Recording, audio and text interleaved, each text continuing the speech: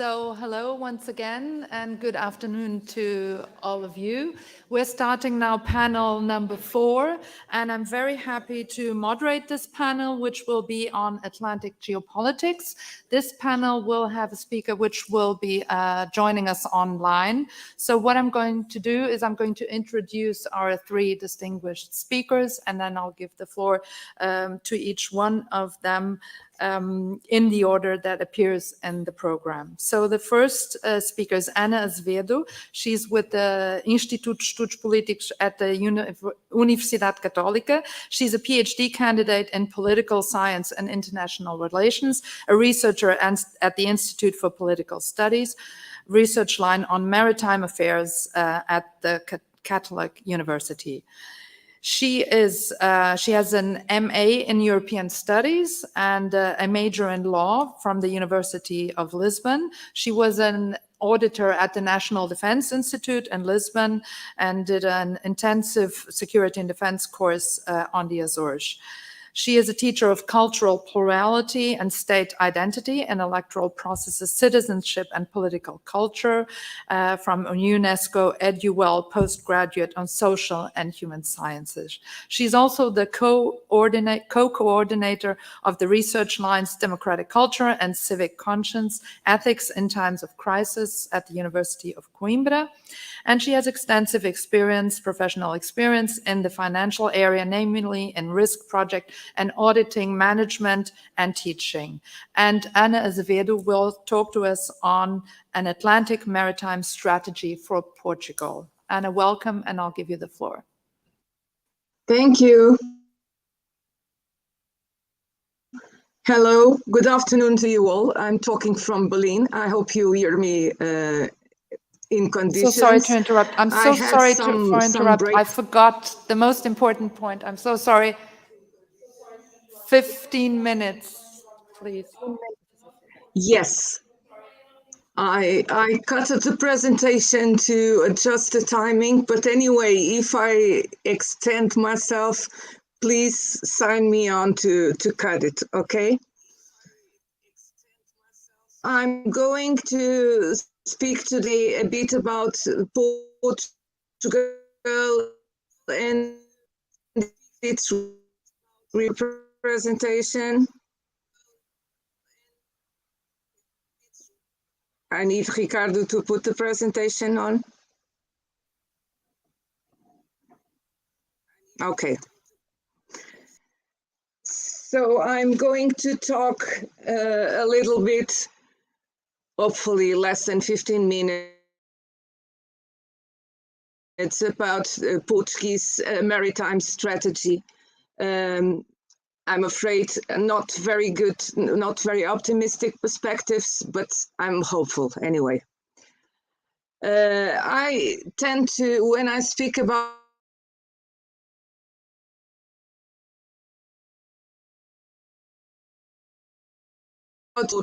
because I think it's important for us to have a perspective of the relevance of the ocean. So,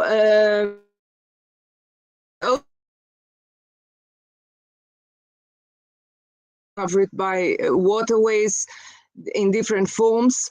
And remaining, we have cities and other human infrastructures like airports, highways, and so on.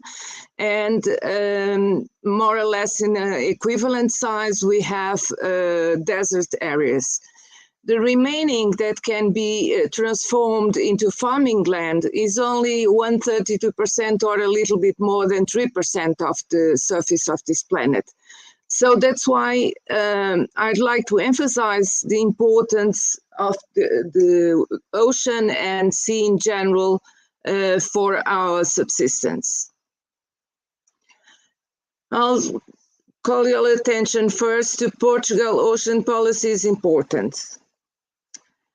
So I think most of you are familiar with this map, and it's very interesting because it emphasizes the small dimension of Portugal. We have, in terms of land, only something like 92,000 square kilometers.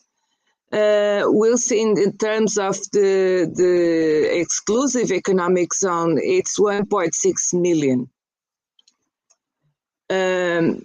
If we count with the possibility that our extended continental shelf will be accepted in more or less in the parameters that are under discussion in the United Nations, it will be something like 3.9, close to 3.9 million square kilometers. So 97% of our sovereign state space is on or under the sea. We are essentially a water nation, if we can say that. Besides that, we have to take into consideration that our population is only around 10 million. We are a very small country, and under the circumstances with such a small population and finances more or less in accordance with the size of the nation. So we are not a rich country, we are not a developing country, but we are more or less in the mid of the range. It's an enormous effort for a country like Portugal to take care of such an enormous jurisdiction area that's on the ocean.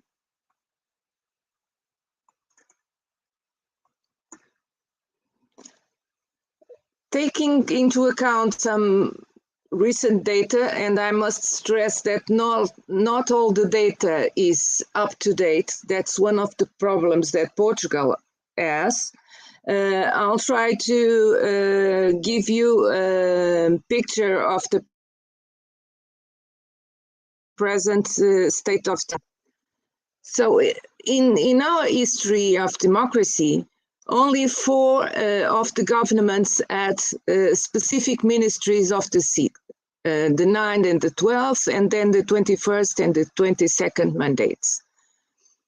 3 others had a ministry that was mixed with other areas like agriculture, environment, or presidency affairs.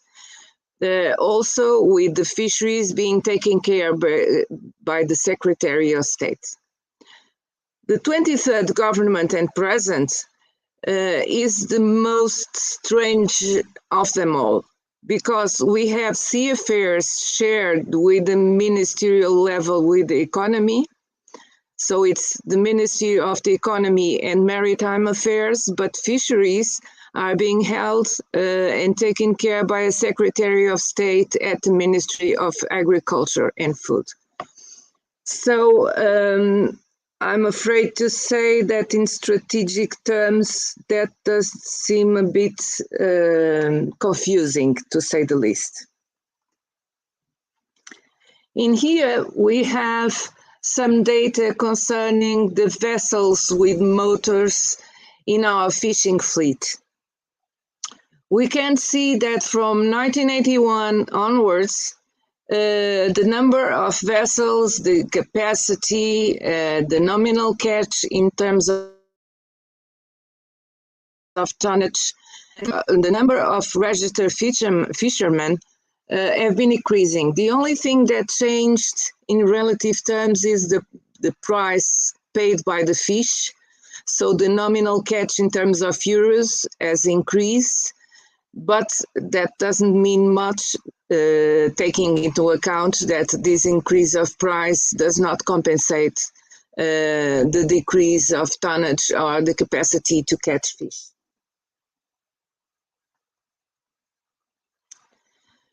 The gross tonnage of our our fleet compared with other European relevant countries, we are only in 7th place. And very close we see in this graphic representation, very closer to the smallest ones than to the more representative countries in terms of gross tonnage for fishing. The number of vessels also in comparison with other European countries, we are only in third place, surpassed by Greece, Italy, and Spain. And as we have seen before, this number of vessels doesn't have a great capacity in terms of fish catching. Now I'm passing to military data. Again, in here, that's a bit of a difficulty in getting updated information. So I had to use the Anuário Estatístico, the statistic annuary that dated from 2016. The one following this one hasn't still been produced. So we see here the expenses that are allocated to different military branches, and we can see that Navy falls short of what has been allocated to the Army, despite our country having a huge responsibility in terms of its exclusive economic zone or its maritime salvage existence.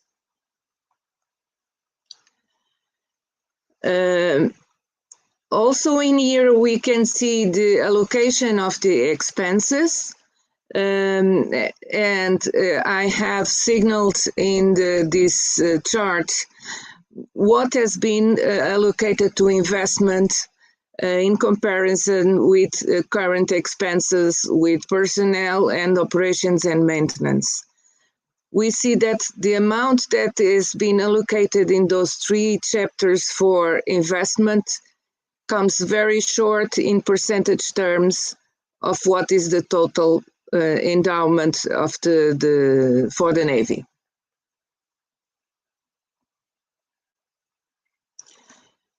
Those data in terms of the structure of the vessels of our Navy is more up to date. It's already from this year. And according to the military, we have 5 frigates, 2 submarines, 1 corvette, 4 ocean patrols, 4 patrols, 10 boats, and 5 Lynx helicopters. And besides that, that don't count exactly in terms of active existence. We have 5 hydrographic ships and 4 sailboats. So this is a very meager dimension for a Navy responsible for such a huge ocean surface. Even in terms of rescue and salvage, it is very, very small. Only 5 Lynx helicopters is a very small capacity. I have to return to all data concerning Navy personnel. As much as I know, numbers have been reduced in the meantime, but in 2016, the total amount of people in the Navy was short of 6,500. And we see a very big imbalance in terms of the relation to officers and general staff officers, which is another big problem, not just the total amount, but the imbalance in here. So what must, or it's important that Portugal does fast to preserve its maritime relevance. First and foremost, to ensure the resources to security and integrity of those assets. As I have mentioned before, we don't have resources, nor the military nor the civil fishing fleet are dimensioned to work in such a big space. Have a reliable inventory and adequate statistics. As proven by the figures I've shown before, statistics are very out of date, and to take decisions, one needs up-to-date information. Ensure national consensus for maritime policies. Well, having the example of the erratic situation concerning the ministerial organizations, I don't think that obtaining consensus is a priority at this time. If not even the government considers it to be a priority. Elaborate a strategic basis for the exploration of the continental shelf. We all know that that work has not even started and it takes years to be launched. So it wouldn't be a problem to start now, taking into account that Portugal may have to wait 4 or 5 years for a decision, because we will not go faster than that to have a plan. Invest in attracting human resources and research and development. Balance economic interests and sustainability. Prioritize fields of action. That's important to take into account also whilst thinking in the future of the ocean. Decide on investment models and manage its risks. Manage potential geopolitical tensions with its neighbors, because we know that even if Portugal starts to act actively in its continental shelf, that will normally generate tensions with neighbors that have a direct confrontation. So I think that was what I wanted to pass, and I don't think I surpassed my 15 minutes. Thank you very much for your attention. I'll be open to any questions that you have later on. Thank you.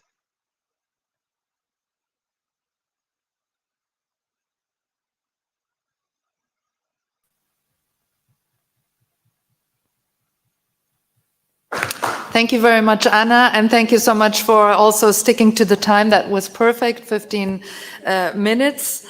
So now I'll pass the floor to our second speaker, but I first want to introduce her. Miriam Costa is a researcher at the Center for International Studies at ISCTE and an invited professor at the same university. She is the director of the Global Ibero-America Chair at the European Institute for International Studies. And she has participated as a researcher and coordinated several international projects. She has published articles and book chapters in international journals and publishing houses. Her research areas are governance and ocean governance, sea and globalization, diplomacy, international communication, discourse analysis, and research on China and East Asia. And she will be presenting a communication on community contributions to international ocean governance and the ocean safety agenda, if I'm correct. So the floor is yours, and please 15 minutes if you could. Thank you so much for this presentation. I would like to thank the organization for receiving me here today. It is a great pleasure and to know the island of Santa Maria. And also to say to you, this is a collective work with colleagues from the Coimbra University, Raquel Coimbra and Primo, who are working on biodiversity connected to oceans. So I will be very brief. Okay, the presentation will have the focus on global changes and global challenges, safety, security, and international governance, the role of marine protected areas. We have Azores as our case study, and some final remarks. I will be most reading to connect with time, and then we can discuss afterwards these topics. So we are on the Anthropocene era, as everyone on this room already hear about. We are facing climate changes and geographical changes. So we talk a lot about climate changes, but not so much about what is changing in geography, but it is also changing. We usually say we have more than one ocean, but we consider we have one ocean, because in ecosystemic means it's only one ocean. So this means that temperature level, water level, pollution, acidification is a global phenomena, is not restricted to one ocean. So it's not restricted to the Atlantic or to the Pacific. It moves from one way around. So if we lack governance in one part of the ocean, the other part of the ocean will fill it. So the split in different oceans is a political and geographical concept.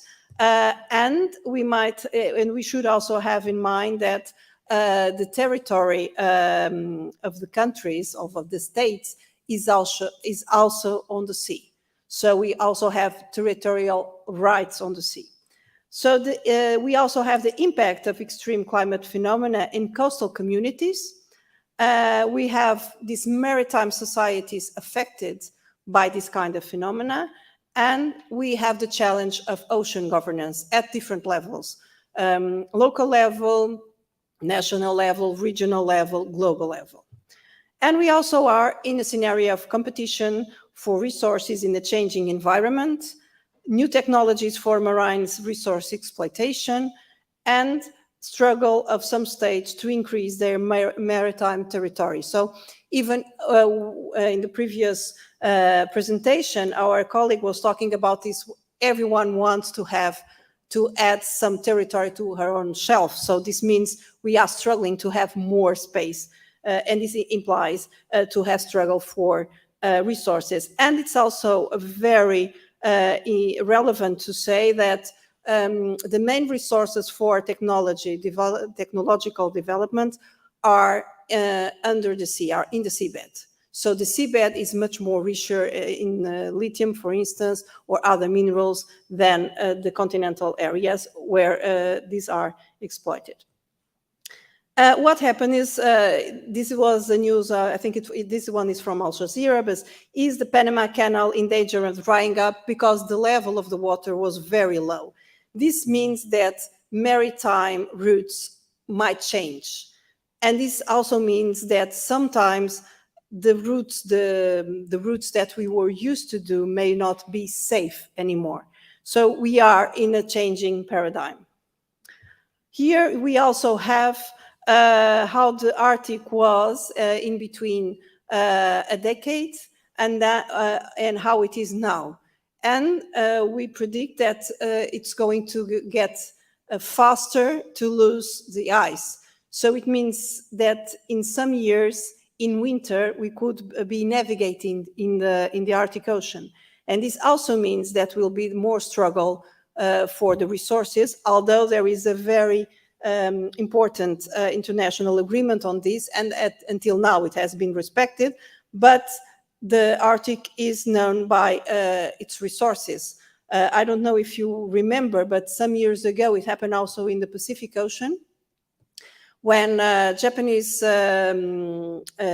scientific teams discovered what was in the seabed of some of these insular small countries that might disappear in some years, some decades. And everyone was rushing to have more diplomatic relations with these countries. Everyone was buying licenses to make scientific exploration, but the aim is to have exploitation. So this is also an important scenario to have in mind. We have the emergency of safety as a critical factor in geopolitical issues. Migrations, which mean when we talk about migrations, everyone is thinking about human migration, which is right to think about. And we have the Mediterranean case and the Atlantic case, because we are already having migrations from African countries to Central American countries to reach the United States, for instance.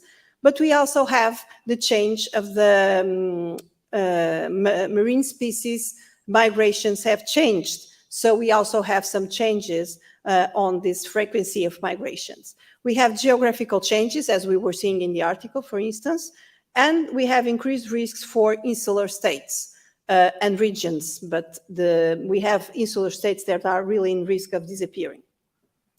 But usually we focus on security issues, and we have difficulties in addressing safety issues through international governance mechanisms. So many times, and I remember when I was in the Ocean Conference, many times the public tried to address in these small forums about migration issues, safety issues, and it was always declined or say we don't have time, this is not about, the conference is not about this. So these issues have been postponed and are understudied from our point of view. We have abstract environmental issues that are considered easier to tackle for international governance, like settling goals, but not specific public policies. Then issues involving direct populations, communities, or governments' interests. And this is interesting because in other fields, this does not happen. I just wrote, and it was recently published, an article about the World Health Organization. And for instance, for non-communicable diseases, which is like diabetes and this kind of diseases, they proposed to states specific measures, and the states were following it. So countries agreed on this, and that's why the scientific discourse increased so much about this kind of diseases. And we have so many measures, even in Portugal, and I think in all of us countries, measures against this kind of diseases, because it was there was some consensus about it. But in ocean governance, we have some consensus, like in the Arctic and about some issues, but they are mainly established through goals and not for specific public policies. Nevertheless, communities were and are vital actors in the implementation of ocean safety and security policies, for instance, in marine protected areas. Academic research considers multi-scale and multi-use governance as a means to tackle the challenges faced by states and international organizations, meaning we have an involvement, a top-down involvement and a bottom-up approach as complementary. So this is rather important now that we have so many means to make the exploration of resources and exploitation also of some resources. Safety and security should be addressed jointly. This is the only way to have a holistic approach to the changes and challenges political decision has to deal with. So this, the role of these marine protected areas, this is the definition, one of the possible definitions about socio-ecological system in which a geographically delimited space is recognized and managed through legal means to achieve the long-term conservation of nature, as well as associated ecosystem services and cultural values. So it should be an approach taking in consideration the coastal communities and their involvement, with the ecosystem, to involve different stakeholders and be sure to address coastal communities' needs. The legal frame for marine protected areas should adapt to local needs and is a national or regional level decision. And we'll see in the case of the Açores, we have also a regional level decision. Internationally, most countries welcome the creation of the MPAs in their ocean territory and agree to have up to 30% of their jurisdictional territories as MPAs or 10% as exclusive MPAs. When a state decides to have an MPA, this area is also protected by international sea law. The case of the Açores is a relevant case study, taking into account existing marine resources and, of course, being an insular and archipelago. There is the commitment by the Açores regional government, the Oceano Azul Foundation and the Wade Institute to protect 30% of the Azores waters, with at least 15 belonging to the exclusive economic zone, involving different stakeholders. Azores Marine Protected Areas Network different island natural parks within the territorial sea and the Azores Marine Park extending beyond the territorial sea. So these parks are already created. The marine park comprises 16 marine protected areas, converting an area of 507 square kilometers, both within and partially beyond the Portuguese exclusive economic zone. So communities' engagement is crucial, and communities ensure closer surveillance of the MPA and identify the abuses or overexploitation of other ocean users can make. And this is interesting because This inspired some other regions of Portugal. For instance, in Algarve, now people are asking for an MPA, and inclusively fishermen are asking for an MPA because they know it's a way to not only to conserve, but to have marine life again. And I don't know how to say in English the name of the fish. In Portuguese, we say boca negra. And this fish has 10 years to become an adult. And this gives us an idea when we are eating a fish, how much time it takes to be mature, to be an adult. Because people usually have the idea it's in 1 year, 6 months, and it's much more than that. Okay, it's almost done. So we have the Blue Azores program with the community engagement. It was based on participatory processes and is a co-creation process of New Azores Marine Protected Areas Network. It tries to test local ocean resilience, to involve civil society and authorities, and to have them making the monitorization of the ocean. And this is very important because they are the first to be involved on this. And I remember, I was just a small example. I was in São Miguel some years ago, and there was this French ship. It was a marine from the French maritime authorities, and it was in Azores for a long time, for more or less 6 months. And they're going around all the islands. And then we start to notice that people were talking about, and they say, well, they say they are studying, but they are too much interesting. But this is local people saying to us. So they are now concentrated on this. They are also contributing for this. The goal is to provide ocean safety and security, control resources, and of course, exploitation or unexpected visitors. This is the case of Santa Maria, which also has MPAs. I'm sorry, it's not, no. So this is the north coast of Santa Maria. It's one example of implementation. This, in the case of Santa Maria, what we have is less protected, so it's areas that afford some protection, but allow moderate, extensive extraction. This is not, it's gradual. You can have a very high protection for fishing. For instance, this is the case of fishing protection, or a lower protection. So our final remarks, changing and challenging environment, with climate change, geography change, international order change, probably. We have ocean security deeply associated with ocean safety. Security measures are not enough to tackle the present challenges. There is a need for a complementary approach between safety and security.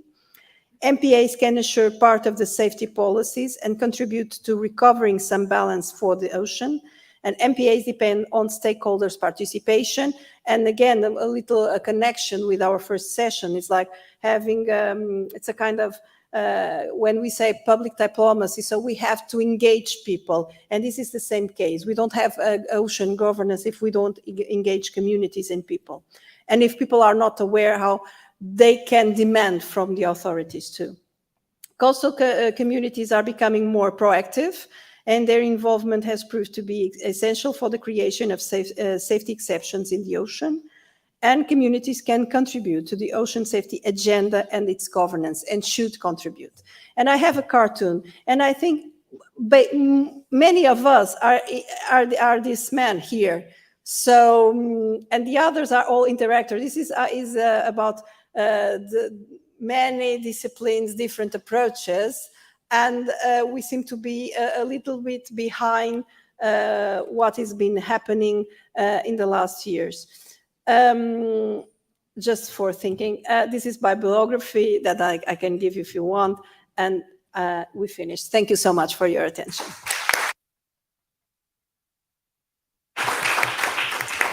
Thank you very much, Katja. And once again, thank you so much also to sticking to the time.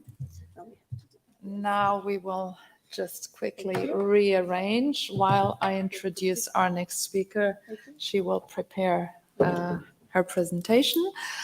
Sandra Bala, our third speaker, is a researcher at the Center for the Administration of Public Diplomacy. She holds a master and a PhD degree from the High Institute for Social and Political Sciences at the University of Lisbon, and her main areas of interest are globalization and military strategic studies, the international system, and its new public and private single or collective actors. Or connective actors, multi-level power politics, foreign policy, geopolitics, global studies, elite theory, and I could go on and on and on, but I was given the instruction to say, and what I know, if I may say, what I know Sandra Bala's area of expertise most of is the Arctic. So without further ado, Sandra will speak about the Portuguese Atlantic Maritime Geopower. So I'll give you the floor, and if you could also keep in mind the 15 minutes, that would be great. Thank you so much for the nice presentation. I would like also to say that it's an honor for me to be here. I'm quite happy, and I hope that you enjoy what I have to say. I'm trying to put the time as the top priority. So just a first note about the reason why the title of the communication is this one. This is part of a research project that we are conducting in the Military University Institute. And this is an exploratory presentation of some of the findings. It's a work going on. And the main issues I'm going to share with you is the Portuguese Atlantic and Geopower concepts, the Atlantic and the global challenges in the 21st century, and some notes on the Azores in the turmoil of the new strategic aim, as I call it. The first insight on geopower is that it is a dynamic concept. It is somehow a cliche because it is used in many fields, in many areas, but there is not one consensual definition. Its usage is also intermittent, and I found an interesting application within disaster risk reduction domain that I will share with you in connection with the challenges, as I found it to be a more holistic, integrative, and somehow aggregated proposition. We have Otto Attale, it's one of the first authors proposing a definition of geopower.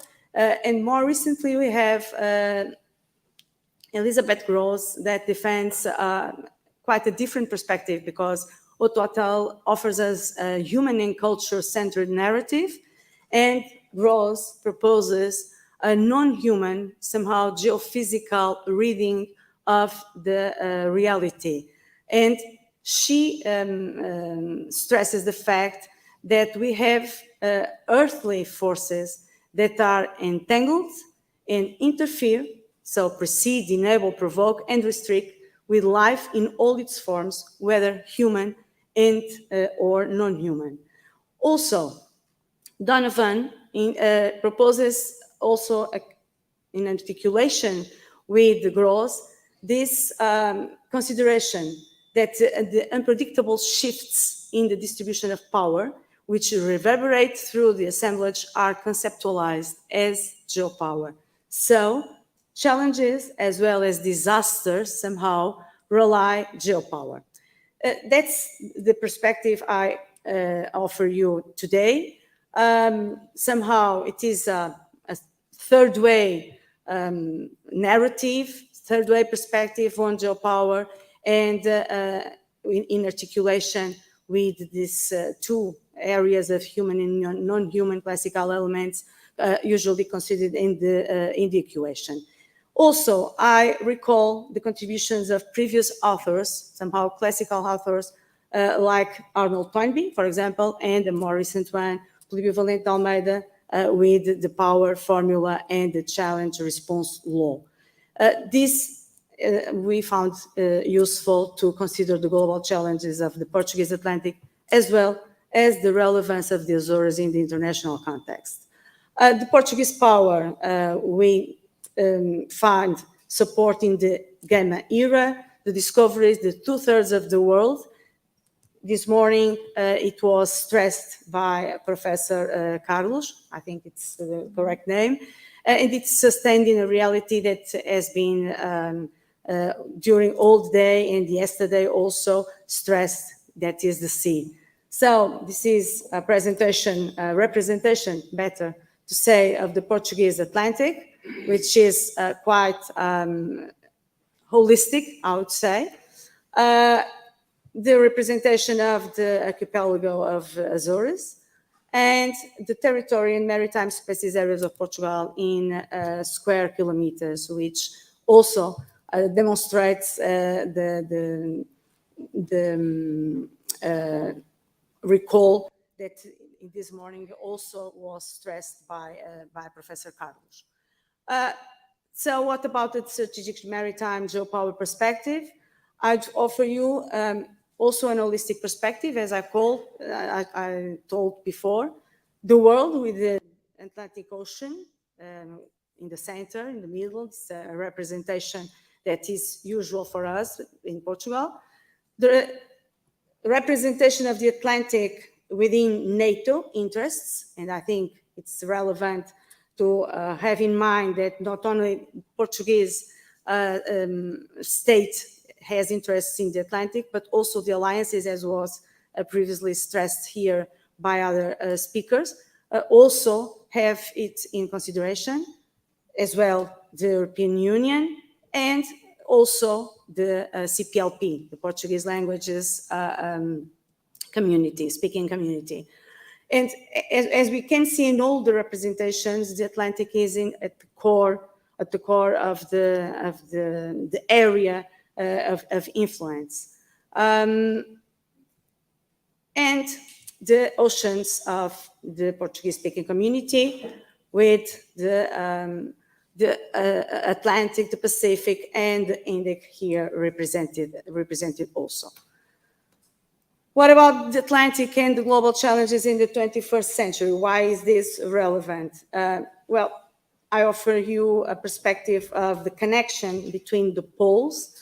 I stress the fact that we have here in the Atlantic, in the South Atlantic, a region that is considered already a hotspot for many years. I think that in the next panel, a colleague will be speaking about it, perhaps.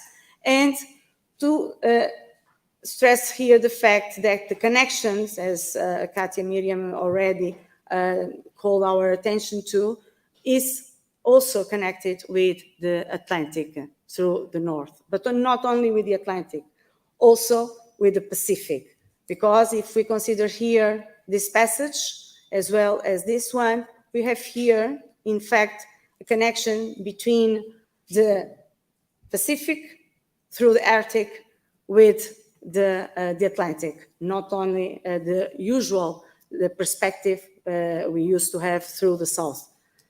And as Katia already stressed, this is only to show and to have in mind that on 6th of September of this year, this was the ice cap existing in the Arctic region. And this shows us the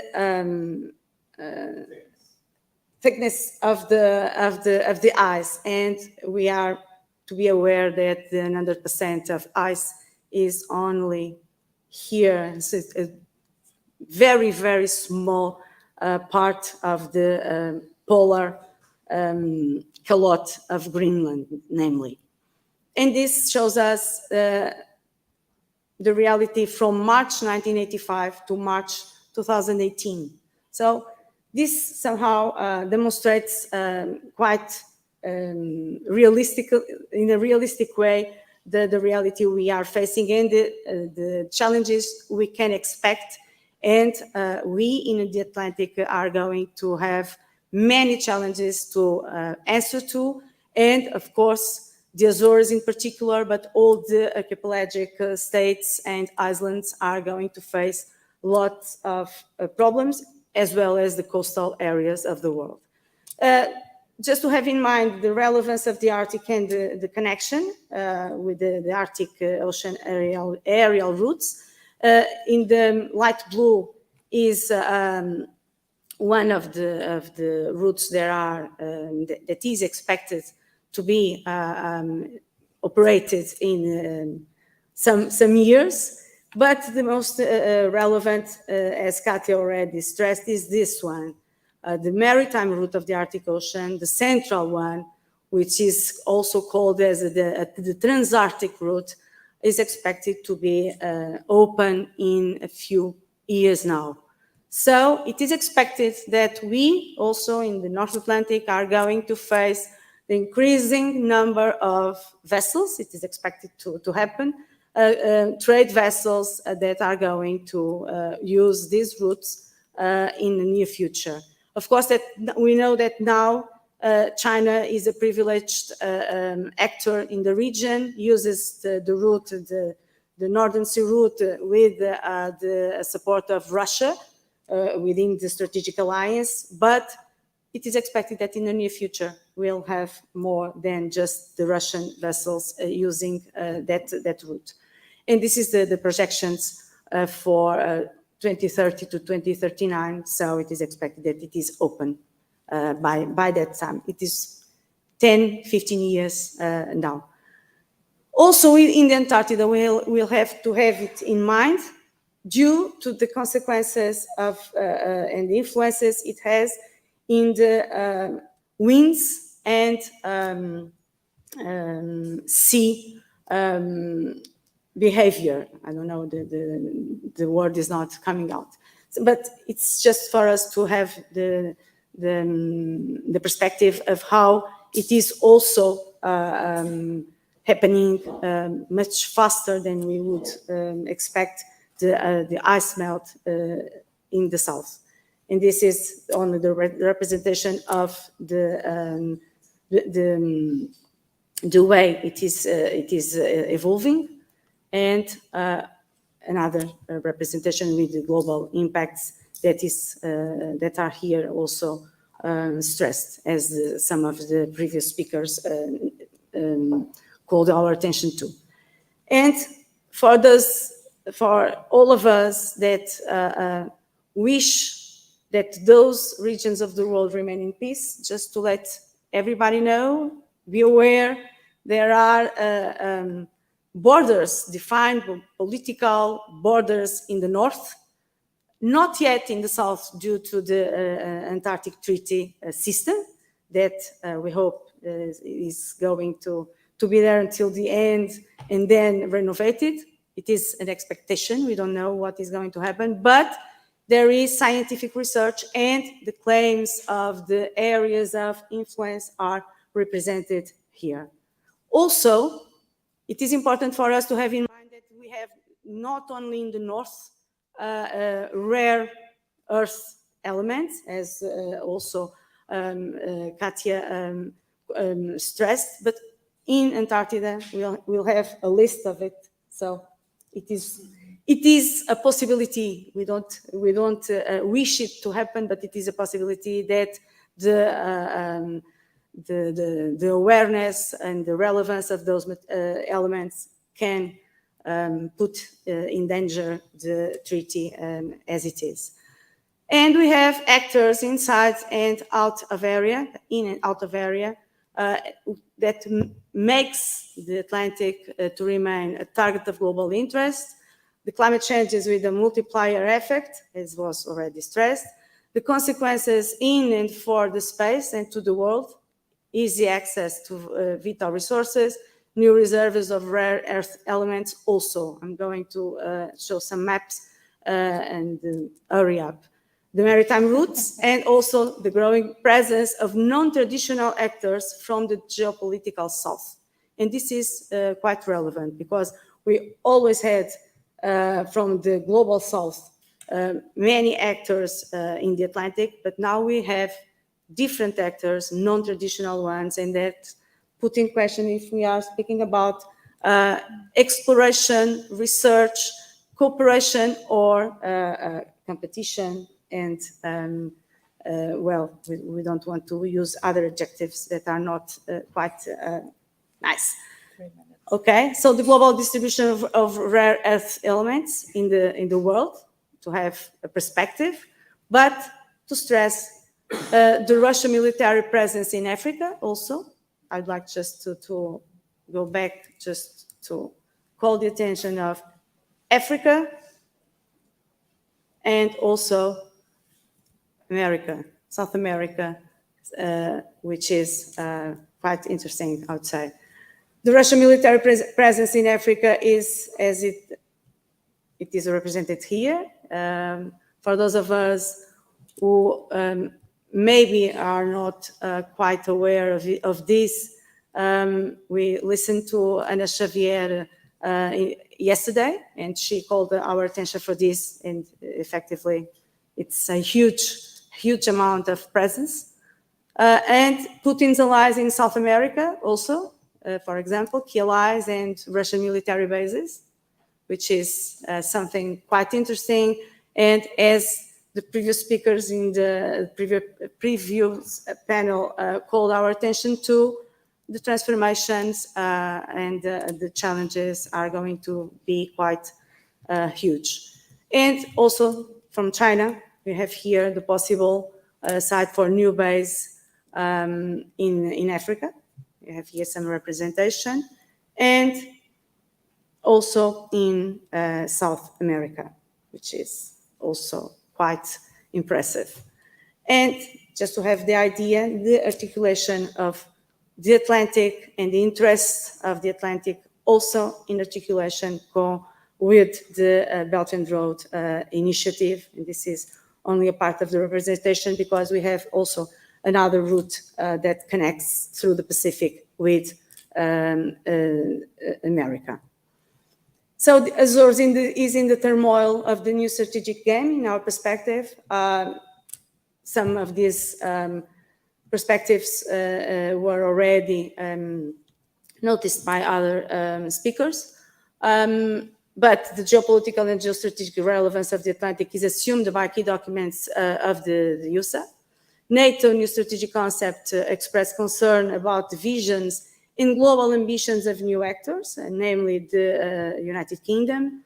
European Union growing concern with cooperation within EU member states and also traditional geopolitical thoughts vis-à-vis the new comers, non-traditional comers, and the growing great power politics tensions and strategic competition with Russia and China in the center of the turmoil. The growing complexity of the strategic environment, China and Russia, the focus of concern, the Atlantic as a renewed geopower space to be disputed, security and defense in the top of priorities. Cato already called the attention for the military issue, the nuclear issue also, and the unexpected and unpredictable are the new normal. So also with the challenges of contiguity between the Euro-Atlantic and Indo-Pacific. And that's it. Thank you very much for your attention.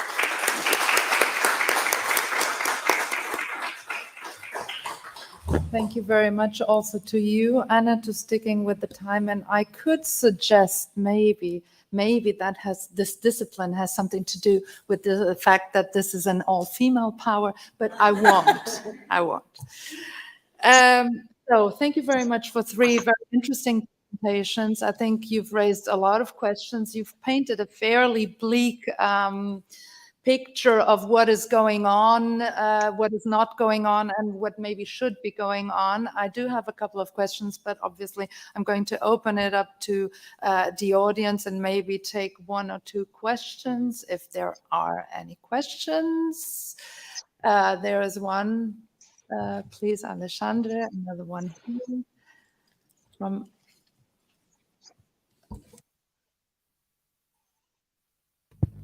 Hello. Yes, thank you. Thank you for your presentations, very interesting presentations. I have a question first to Katja. Actually, a very existential one, if I may. regarding governance and non-national governance. Do you consider in your research how political communities evolve along time? And I mention political communities because they are the starting point to address almost all the issues you raised. What's the future of the ocean governance, for example, in a time when nationalism is back? Right? And for Sandra, also a fantastic presentation. Thank you. I was curious about the aerial routes in the north, and how the perspective is also, as for maritime, more options in the future. But remembering Timothy's presentation today, we are also seeing a big change in terms of wind regimes in that region. And is this a factor? Is it being taken into account? Thank you. Thank you. We have another question here, I think, by Luis, please. First of all, thank you very much to all the panelists for the very interesting presentations. Anna, nice to see you again, even if it is online. And my question goes to Katia. So you talked about different state positions regarding ocean governance and, let's say, health governance. Do you identify a common driver that leads to different positions, or is there a different driver leading to those different positions? Thank you very much. Okay, if I don't see any more questions, I'll take advantage of my role as moderator and maybe just ask a very direct questions maybe to all the panelists. Namely, what we've heard here in this panel and to some extent also in the others is, of course, geopolitical rivalry is returning to the Atlantic. It's returning to the world as such. And so reality and perceptions of it are shaped by this great power competition. And in the Atlantic, we see not only the traditional actors, as Sandra has just pointed out, but we're seeing the growing, increasing presence of non-traditional great powers. Of course, we're talking about Russia and China. And although we are very aware of this presence, be it in the presence of the Chinese fishing fleet, be it in terms of Chinese presence in Africa or Russians' activities in Africa, or even Russia, interfering in our aerial space for a couple of times in the last couple of years. My question here is, and how do we deal? What is the role, or how do we look at the United States? I feel that we've sort of left out a little bit the role of the United States here and of transatlantic relations, because of course we are seeing this increase by China and Russia, non-Atlantic powers. What about the United States? Because I do worry, and of course this has been a topic in recent years about whether you call it pivot shift to the Indo-Pacific. And even though NATO's new strategic concept of last year in Madrid has pointed it out and sort of has made a sort of comeback of the transatlantic relationship and revitalized it, I think for us as Europeans, for us as Portuguese, we do need to worry, is the US still on board to the same extent as it was during the Cold War, as it's been for the last 3 decades? So what could or should we do apart from just being concerned about this point? What we'll do is we're going to follow the same order. So Anna, I would give you the floor and also point out that for time reasons, this would be your final statement. So if you could keep it short to, let's say, maybe 2 to 3 minutes, and keep up with the all-female, discipline that we just mentioned. Thank you so much. For some reason, I'm in Germany, so I have to be strict, to be in line with being in Germany. As what about the importance that we give or not to the United States, I think it more depends on them than on the European countries, in particular Portugal. I think what happens is that they have, in recent administrations, been changing their shift from the importance they previously gave to the Atlantic to the Pacific.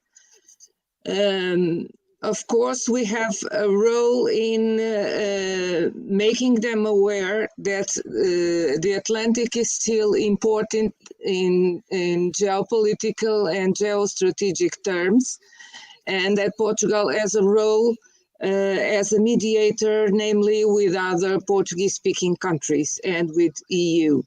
And we cannot forget that the Azores is very representative, although not with the importance, not even close as it had during the Cold War, because planes are much more autonomous nowadays.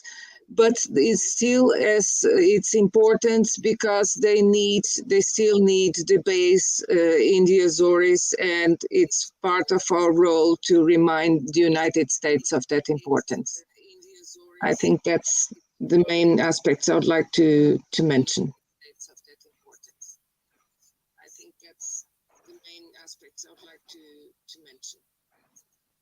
Thank you. Katja? Okay, thank you for your questions. They are very interesting. We don't have much time. I will try to answer them as I know. Yes, it's very difficult because we are in a process where nationalisms are rising, and we are sticking on global governance of something or even regional governance. So this is hard, but it's possible, because we see we have the Ukrainian war and still we maintain the Arctic Agreement, meaning that this is possible. So it's possible to maintain agreements when it's from the interests of every state.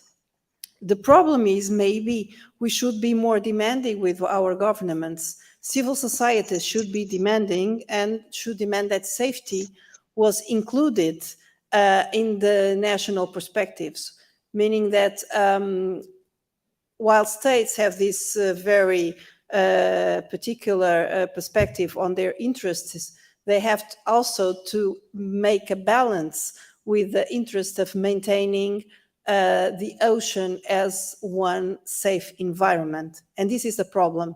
The ocean is becoming not safe. And I don't know if everyone is aware of it.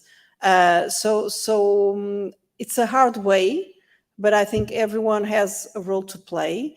And I think not because he's a Portuguese, but I think the General Secretary of the United Nations has been very clear about this, calling the attention of states for this problem and increasing the tension on his discourse about environment, climate change, ocean problems. So I think we are in the path that we have to demand that multilateralism is not abandoned, because it's the safety of the planet and our own. So, but I think it's a huge challenge for the next years, for all these reasons we were talking on this in the previous panels.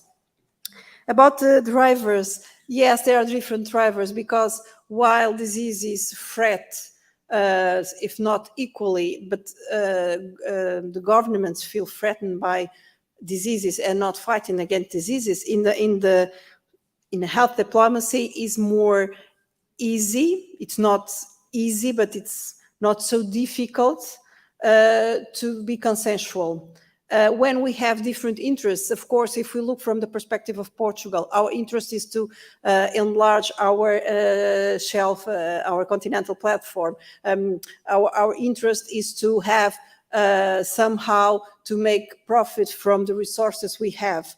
So we are somehow competing. So this is the main problem. So I think we have to balance again between the national interests, regional interests, and safety. So I think the problem is that safety is not in the equation when we are talking about this. About the question Patricia did. So I'm not expert in US, as you know, but I work about China. So I can say the perspective of China about this and about the Atlantic.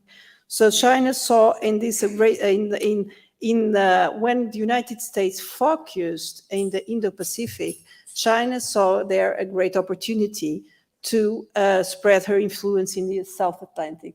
Did not begin by the North Atlantic, but in the South Atlantic.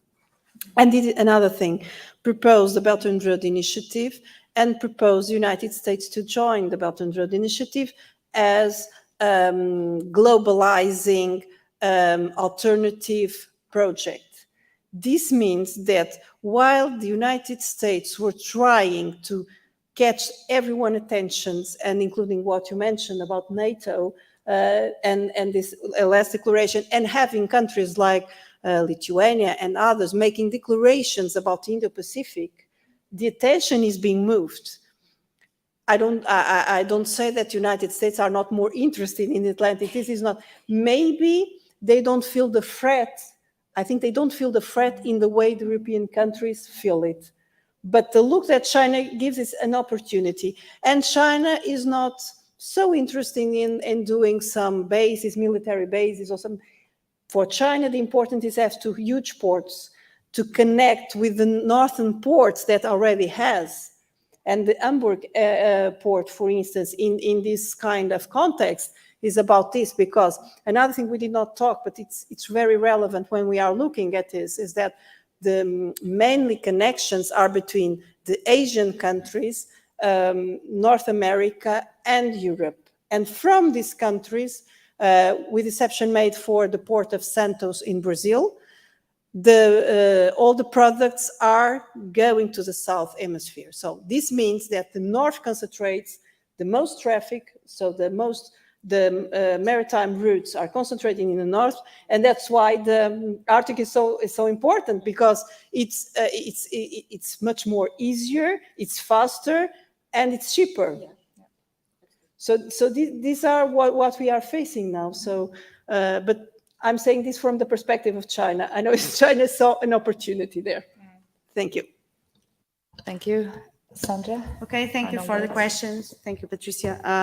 Well, the first question, of course, it is related with the changing of wind and, of course, the changing of that are already happening in the hot current of the Gulf. So it does influence, and it is expected to influence in a large scale what is happening in the Arctic concerning climate. That's why the projection of the routes, the maritime and also the aerial are as they are represented. We don't know if it is going to happen or not, but the expectations due to the research and the models they are creating using computers shows that it is expected to happen around 2050. In the first phase, they expect it to happen after 2100, but now they are predicting it to 2050. Hopefully they are mistaken. Patricia, well, my perspective on as I and if I read and interpreted correctly the documents of the United States, namely the DoD and the strategic national strategy and the national intelligence strategy, the most recent ones, claim and register the relevance of the Euro-Atlantic area. I tend to agree with Katia in what concerns to the diversion of the attention. And of course, we had United States administrations that assumed that they were changing the focus to the Indo-Pacific area. Nevertheless, I think that they are quite aware of the relevance of having, for example, the United Kingdom to have defined a global vision that puts the most relevant issue in the Indo-Pacific area and keeping the Euro-Atlantic somehow with lack of protection. And that is also a worry that is consagrated in the NATO new strategic concept. Also, the United States are aware of the two blocks that we are having that are being defined today. The South geopolitical realm, we'll say like this, and the Western realm. And it seems to have been building and strengthening due to the most recent meeting of the BRICS and the number of states that demonstrate interest to be part of it. So the Azores also is an issue that is most relevant. We are aware of some years ago, not many, the USA in Lajes claimed to abandon the facilities. And immediately after, we had China with the signal that what we are interested in and putting there a satellite station or something like that. Of course, the Portuguese government decided according to the national interest and strategic interest, but it happened. So we are not somehow protected against the interest of China, also in the Portuguese sovereign territory. Thank you. Thank you very much. So if I had to resume this panel, I would say, as Robert De Niro said in a movie, it's complicated. And it's also complicated by the fact that I'm not allowed to say, now it's coffee time. So please just let's give a big round of applause to our three fantastic speakers, and we'll continue in a couple of minutes. Thank you so much.